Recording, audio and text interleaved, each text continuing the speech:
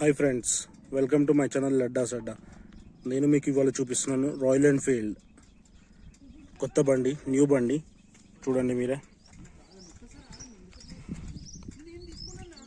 Royal Enfield super meteor. ఇది 650cc.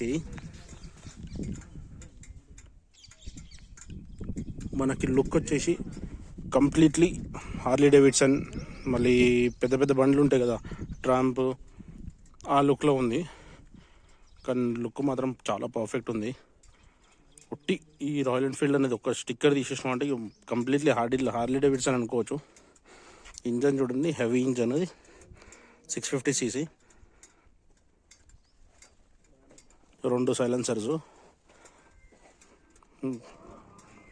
మళ్ళీ dual disc, Jabardasth ఉంది. నార్మల్గానే మనకి రాయల్ ఎన్ఫీల్డ్ టైర్స్ లేదంటే బండి చూడడానికి జర hefty అనిపిస్తుంది. ఇదైతే మరి ఘోరంగా ఉంది.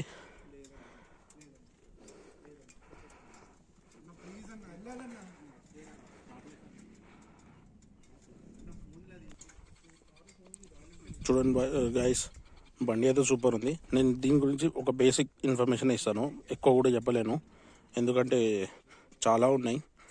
మనకి మెయిన్ రైడింగ్ వాళ్ళకి, నడిపించేటోళ్ళకి కావాల్సిన ఇన్ఫర్మేషన్ మాత్రమే ఇస్తాను. చూడండి,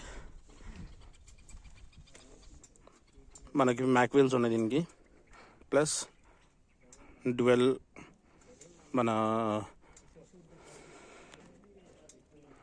దీనికి వచ్చేసి డ్యువల్ సైలెన్సర్. ఇంజన్ చూడండి ఎంత హెవీగా ఉంది. ప్లస్ దీనికి ఏంటంటే ఇక్కడ చిన్న సిలిండర్ టైప్ ఇచ్చిండు, అది కూలెంట్ ఆయిల్. అది ఇంజన్ ఎక్కువ హీట్ అవుతుంది.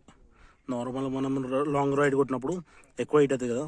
సో దీంతో ఏంటంటే మనకి వితిన్ ఒక 10 to 15 minutes లోపల ఇంజన్ కూల్ అయ్యేటట్టు పెట్టిండు. ముంగడు వచ్చేసి ఎయిర్ ఫిల్టర్ది, ఇంజన్ కూల్ అవ్వడానికి ఎయిర్ ఫిల్టరు.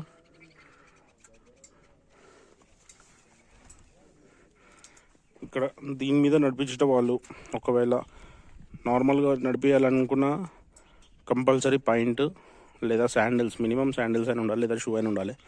చెప్పులు వేసుకొని షార్ట్ వేసుకొని నడిపిస్తే మాత్రం తొడలకి కాళ్ళకి వాతలే పడతాయి, మంచిగా వాతలు పడతాయి. ఇంకో ఇదొకటి చాలా హీట్ ఎక్కుతుంది. ఇది కూడా చాలా హీట్ ఉంది. మా వాళ్ళు కొట్టి పెట్టిరు ఇప్పుడు.